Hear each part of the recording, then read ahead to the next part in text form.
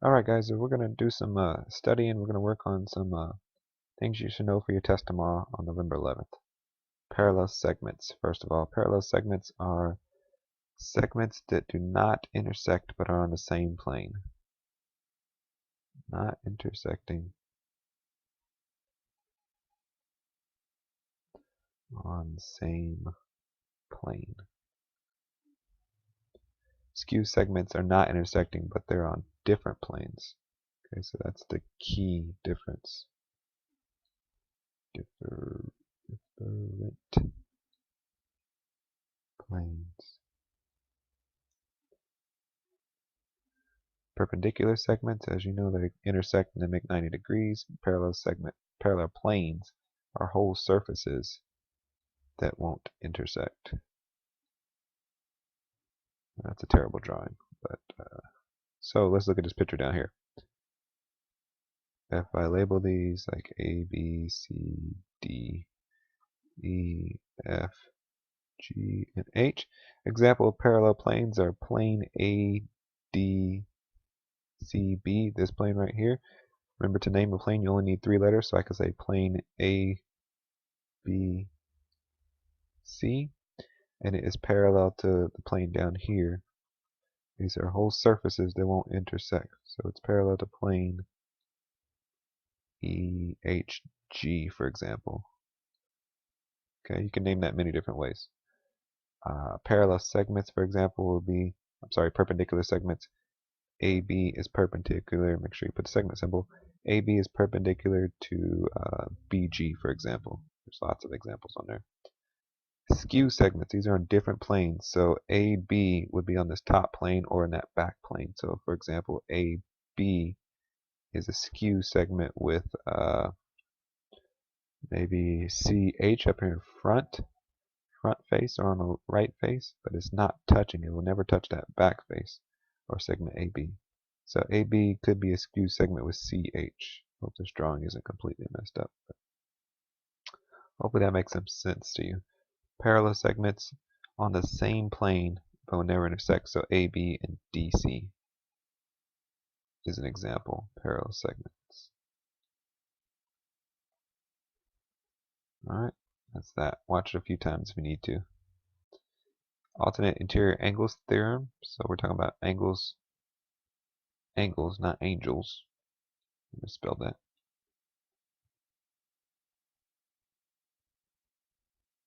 Angles formed by transversals. So alternate interior angles theorem, example of alternate interior would be alternates across the transversal, this being the transversal. This is that line right here. It's the one that crosses 2 lines. It alternates across the transversal and is on the interior. That would be, example would be angle 2 and angle 8. Okay, that example of 3 and 5. Okay, so, and alternate interior angles you should know are congruent, as long as this line is parallel to this line. If it's not parallel, then that can't be true.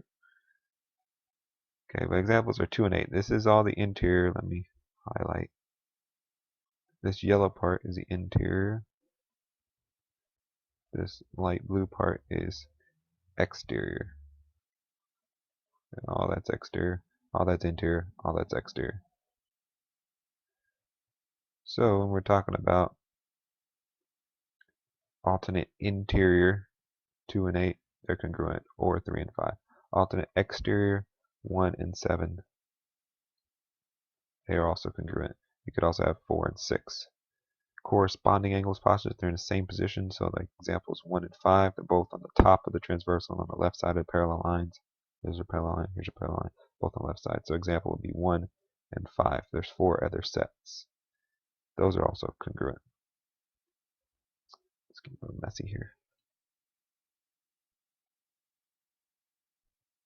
Congruent, congruent, congruent. Same side interior means it's on the same side of the transversal. So example would be this one and this one, same side interior. And on interior, so it's in that yellow section. Examples would be 2 and angle 5. These you know are supplementary, so they'll equal 180 degrees. Same side exterior is the same idea. Same side exterior is green one. For example, 4 and 7. Angle 4 and angle 7. These will equal 180 degrees. Alright, so make sure you know all of those. You guys are doing pretty well with that stuff. When do you use the converse of the theorems in the previous page? So all of these theorems, these are all theorems or postulates. When you use the converse is if you're trying to prove that two lines are parallel. And they tell you some angles are congruent or supplementary. So if I told you this one and these two angles right here are going to add up to 180 degrees, then you could say they're same side interior. But if I was trying to prove that this line is parallel to this line, I'm going to use the converse of the same side. So once again, if you are proving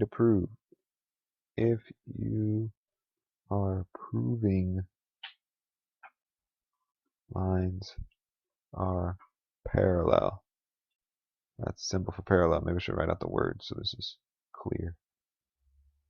If you're trying to prove lines are parallel in capital letters, then use converse of theorem. If you are proving the lines are parallel, so they told you this information is true, but you are proving the lines are parallel. This one's parallel to this one.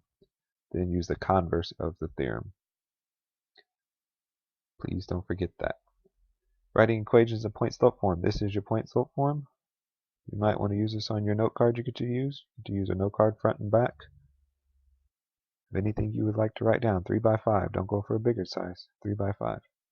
So this is point-slope form. You're going to replace the slope and you replace the point. So replace with this information that will be given to you, or you have to figure it out. So in this example, you have a slope of 2. You got a point right here, point -3, 4. So y minus 4, because that's the y value, equals the slope of 2 times x minus, and replace the x value. Minus is part of the formula, so replace the x1, -3. Do a little bit of simplifying. Don't distribute, just simplify a bit. That's it. Okay. There's an example. There's plenty more in your book if you need it. Find a slope between 2 points. So you guys know this formula, y2 minus y1, x2 minus x1. If you don't, make sure you know that. x1, y1, x2, y2. So you got a -4, y2, minus the 3, which is the y1. Start with the x2, x2 minus the x1, so it's a -2. Do some simplifying. This is a -7. Make sure you do your math correctly there. This is the same as adding, so that's 3. Slope is -7/3. Parallel slopes, as you should be aware by now, are the same. So if I was starting off with this one, my parallel slope would also be -7/3. Opposite reciprocal slopes are perpendicular. So perpendiculars are opposite. Some people will say negative reciprocals, but opposite reciprocals. Okay, this is perpendicular. This is when they cross and make 90 degrees.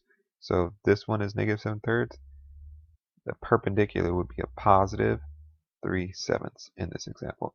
And something I didn't mention much in class, but you should be aware that the slopes are perpendicular also if their product is -1. So what that means is product is the answer to a multiplication problem. So if you times the normal slope, the original slope, which is -7/3, you times it by its opposite reciprocal, you'll get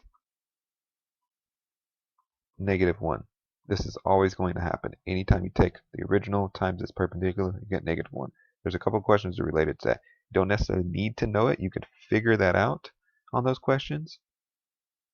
But that's about all the information you need for that. Are the lines parallel, perpendicular, intersecting, or coinciding? So first you need to make sure that the equation of the line is in slope-intercept form. So if I give you one that's like 2x plus 3, and another one that is, I don't know, say, how about something like 4x plus 2y equals 6. You got to make sure this is in slope-intercept form, which means get the y by itself first. So minus 4x minus 4x is 2y equals a negative 4x and plus 6. You cannot combine these two. They are not like terms. Then you'll divide by 2. Y will equal a negative 2x because you divide this and you also divide that plus 3. So these two are not parallel. They have to have the same slope as I said on the last page. They're not perpendicular because they have to be opposite and reciprocals. Right now they're just opposites. They're just going to be intersecting anytime slopes are different, but not opposite reciprocals. So anytime slopes are different, they're going to be intersecting. Which means it just has a different steepness. So one has something like this, the other one has something like this. They're not parallel or perpendicular, but they just intersect. Coinciding means that the slopes are, everything is the same. You get one equation, and then you get another equation when you convert into slope-intercept form, and it ends up being the exact same thing. That means they're coinciding, which just means everything is the same. Slopes are the same, y-intercepts are the same. Okay, so here, maybe you don't write this on your little note card. Parallel slopes means same slope, different y-intercepts. Here is perpendicular, means they're opposite reciprocals. Y-intercepts don't matter. Here, intersecting means that they're different slopes. Y-intercepts, once again, don't matter. And then coinciding means that the slopes are the same and the y-intercepts are the same. Yeah. Let's move on. I think that's it. That's pretty much all the information you need to know. Let's go through it all one more time. Identify these vocabulary words. You can identify those segments. Know angles that are formed by transversals and how to solve equations using them. Use a converse when you're proving lines are parallel. Write equations in point slope form. Here's point slope. Just plug in the slope and plug in the point. That's it. Find the slope between 2 points. So here you go. And then are lines parallel, perpendicular, intersecting, and coinciding? Okay, there's one more thing I forgot to mention. How do you write an equation in slope-intercept form? In slope-intercept form. I think there might be one question on your test about this. When given a point.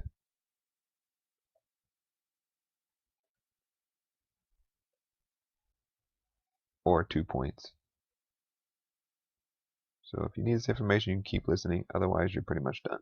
So for example, 1, 2, and 3, 4. First, you got to figure out slope. 4 minus 2, 3 minus 1. This is 2 over 2, which means slope is 1. Then you got to figure out the y-intercept, which is called the b. The b is called the y-intercept. So pick one of the points. Say the first one. This would be x and y. Substitute what you know. 2 equals 1, which is slope, times the x value, which is also 1. Okay, hopefully it's not confusing. This one comes from this number right here. X comes from that number right there, plus b. So in this case, oops, that's not 2, that's 1. In this case, I do some math, and subtract 1, you'll get 2 equals, I'm sorry, that's not true, 1 equals b. Sorry about the sloppiness there. So you know that the y-intercept is b. Write your equation in slope-intercept form. Here's your slope, 1x, plus the y-intercept is b. These probably weren't the greatest numbers because there are a lot of duplicates, but hopefully you get the idea. There you go. Fill in the information that you have figured out. Okay. If you got any questions, send me a message to Edmodo. That's pretty much it, guys. Good luck. Do some studying.